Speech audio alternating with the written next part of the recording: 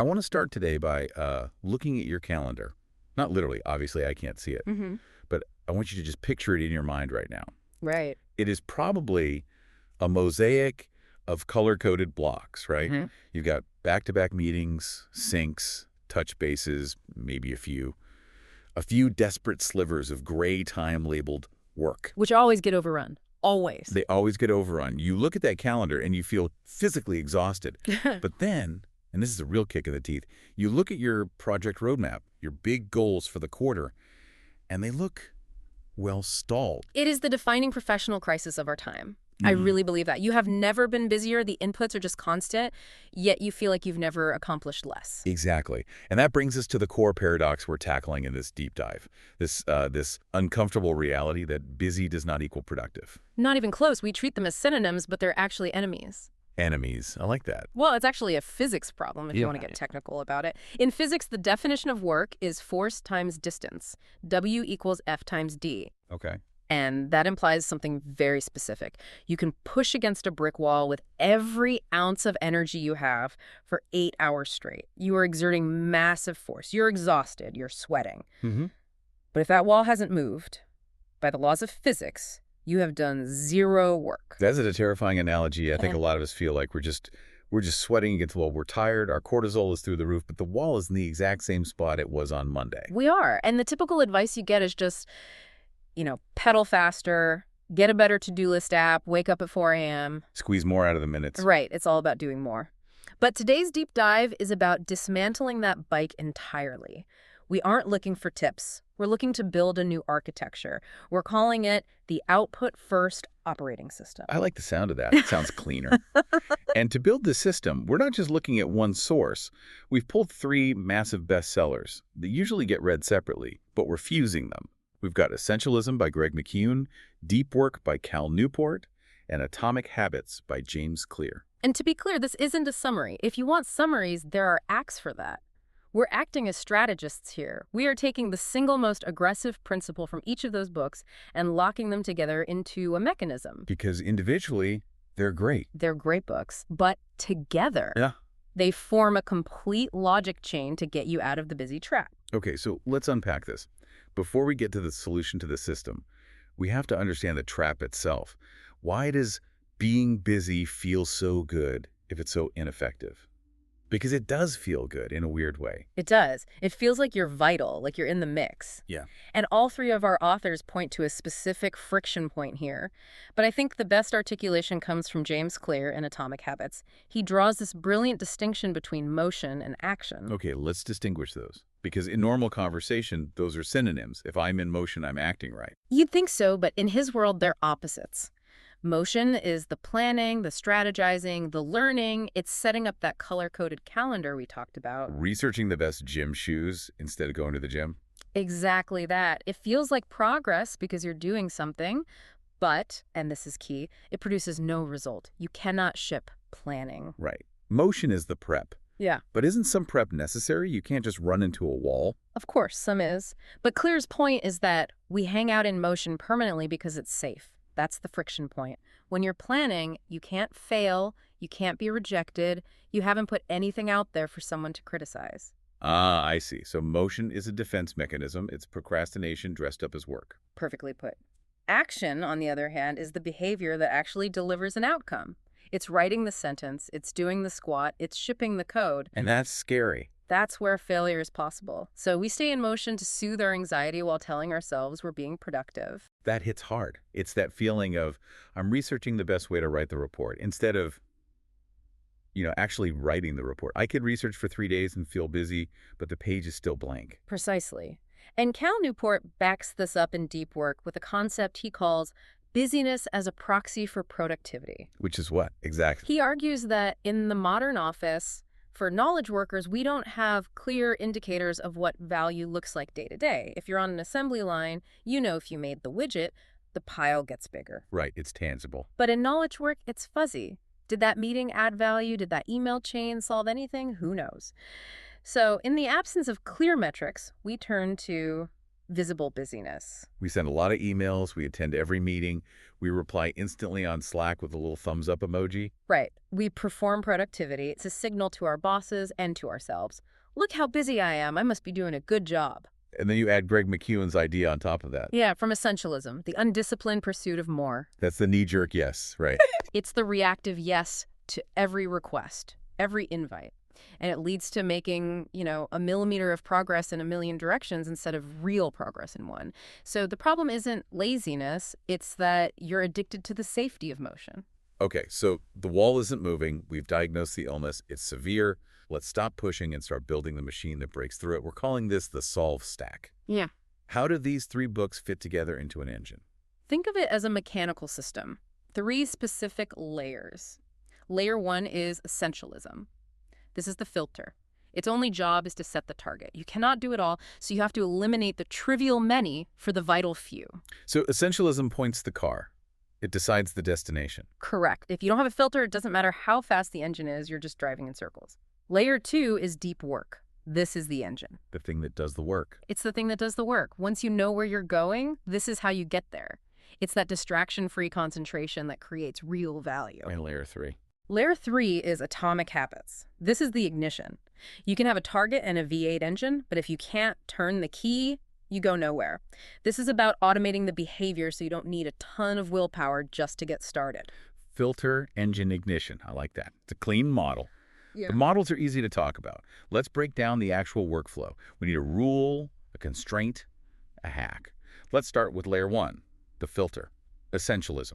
How do we actually apply this? Because honestly, saying no is terrifying. It is terrifying. It goes against our social wiring, but McKeown gives us a very specific tool for this. He calls it the 90% rule. How does that work in practice? It's a decision-making heuristic. So when you're evaluating an opportunity, a meeting request, a new project, you assign it a score, 0 to 100, based on how essential it is. Okay, so I get an invite to a brainstorming session for a project I'm kind of involved with. I rate it, I don't know, a 70. Could be useful. And here's the rule. If you rate it anything lower than 90%, you change the score to 0, and you reject it. Wait, so an 80% is a 0? An 80 is a 0. A 75 is a 0. The logic is that our lives are cluttered not by obviously bad choices. We know how to say no to things we hate. Our lives are cluttered by good choices. Good is the enemy of great. That's it, exactly. If you fill your time with things that are a 7, you have absolutely no room for the 10s. That is ruthless. But I guess if you have 10 sevens on your plate, you're just busy, you're not effective. Exactly. The catchphrase here is, if it isn't a hell yeah, it's a no. I can see the logic, but in a corporate environment, can you really just say no to everything that isn't a 90? I feel like that just makes you that person who isn't a team player. Well, you can't say no to your boss's direct order, obviously. But McKeown argues we have way more agency than we think. We say yes out of habit, not requirement. This forces you to pause and ask, is this truly the highest contribution I can make right now? And usually the answer is no. Usually. And if you explain why I need to focus on this major launch, people tend to respect the trade-off. It's about trading short-term popularity for long-term respect. Okay, that makes sense. If you don't filter, the engine gets clogged. Which leads us to layer 2, the engine, deep work. How do we make space for it when the boss expects us to be on email constantly? This is the hardest part, and this is where we apply a constraint. Newport suggests a strategy called fixed schedule productivity. This sounds like just leaving work on time. Is it really that simple? It's a bit more strategic. The tactic is to fix a firm goal of not working past a certain time, say 5:40 p.m., no matter what. But doesn't that just mean you get less done? If I have 10 hours of work and I only give myself 8, something's got to give. You would think so, but what it does is create artificial scarcity, and scarcity clarifies the mind.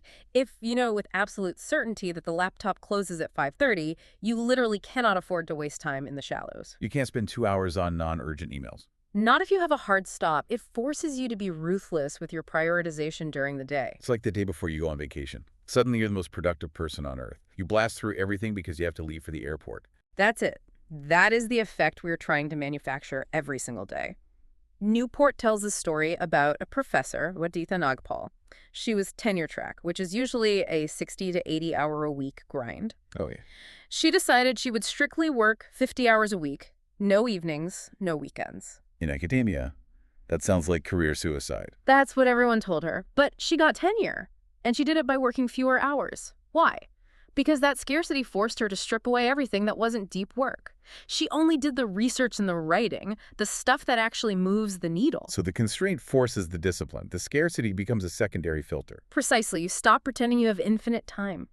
Okay, so we've filtered the trivial. We've created urgency. Now we're at layer 3, the ignition, atomic habits. The problem I always have is just starting. Even if I have the time blocked, I'll sit there, stare at the blank page, check my phone. I procrastinate doing the deep work. That's the fiction of initiation. It's Newton's first law, right? An object at rest stays at rest. James Clear solves this with what he calls the 2-minute rule. Walk us through that. The whole idea is to scale the habit down until it takes less than 2 minutes to do. So you don't sit down to write a book chapter. That's way too big. Yeah. The activation energy is too high. You sit down to write 1 sentence. Just 1 sentence. Just 1. Or you don't set a goal to run 5 miles. You set a goal to put on my running shoes. But I have to push back a little here. Writing 1 sentence doesn't get the book written. Putting on shoes doesn't burn calories. Isn't this just a mind trick? It is a mind trick, Yeah. but it works because of the physics of initiation. The hardest part of the workout is getting out the door. Once you're running, it's easy to keep running. Once you write that first sentence, the second one flows. Clear's mantra is standardize before you optimize. You have to master the art of simply showing up. If you can automate the start, the deep work engine just takes over. Standardize before you optimize. I like that. We always try to optimize a habit that we haven't even established yet. We worry about running perfectly before we even start running at all. Exactly. You can't improve a habit that doesn't exist. So that's the workflow. 90% rule to select. Fixed schedule to set up. 2-minute rule to start. But systems break down in the real world. What is the failure mode? Where do people crash? The failure mode is almost always metrics. You try to implement the system, but you keep measuring yourself by the old standards. The vanity myth. Those vanity metrics. We're conditioned to measure input. How many hours did I sit at my desk? How many emails did I send? With this system, those numbers might actually go down. And that would feel like you're being unproductive. It would. You'd panic. You'd think it isn't working, and you'd quit. So we need to flip the dashboard. We need new gauges. We do. Newport borrows a concept from the 4 disciplines of execution called lead versus lag measures. This is so crucial. Unpack that. Okay, a lag measure is the result. The book is written, I lost 10 pounds. The problem is, by the time you see it, it's too late to influence it. It's in the past. Right. So looking at the scale is a lag measure. Exactly. A lead measure is the behavior that drives the result. It's predictive. If you manage the lead measures calories in, exercise out, the weight loss will happen.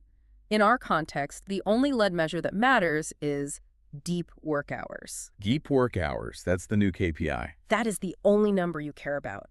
Stop counting emails sent. Start counting hours spent in a state of deep, distraction-free concentration on your most important task. If that number goes up, the output will follow. It's a mathematical certainty. It's scary to start measuring the other stuff, though. It feels like you're flying blind. It does, but what's the alternative? You can answer 100 emails a day for a year and still be exactly where you started. That's the definition of the busy trap. Okay, let's make this practical. I want to run this system starting Monday. Give me a real-world example of someone with real constraints, not a tenured professor. Let's look at the case of Brian Chappell from Deep Work. He was a doctoral candidate, but he also had a demanding full-time job, and, this is the kicker, he had just had his first baby. Okay, so he's sleep-deprived, he has a boss, he has 0 free time. That's the stress test. That is the stress test. His dissertation was stalled. He was in the busy trap. He couldn't go monastic. He couldn't disappear into a cabin for weeks. So he used what Newport calls rhythmic deep work. What was the rhythm? He audited his life layer 1 and realized the only time he could claim was from 5 a.m. to 7:30 a.m. Before the job, before the baby woke up. Oof, that's early. It is, but he applied the stripped constraint layer 2. He carved that block out and ruthlessly protected it. No email, no phone. And then layer 3, he made it a habit, same time every day. He didn't decide if he was going to write. He just executed the rhythm. And the result? He wrote a chapter a week and finished his dissertation within a year. While working full-time, while raising a baby, he replaced busyness with action. That's powerful. It removes the excuse of, I don't have time. He didn't have time. He made the time by filtering everything else out. Exactly. So if our listener wants to replicate that, let's give them a 3-step launch plan. What do we do this week? Okay. Step 1 is the audit. Look at your current to-do list for next week. Yeah. Apply the 90% rule. Be honest. There are things on there that are a seventh or nice to do, kill them. And people might get annoyed? They might. Hmm. But McEwen says you have to be willing to trade popularity for respect. People respect focus.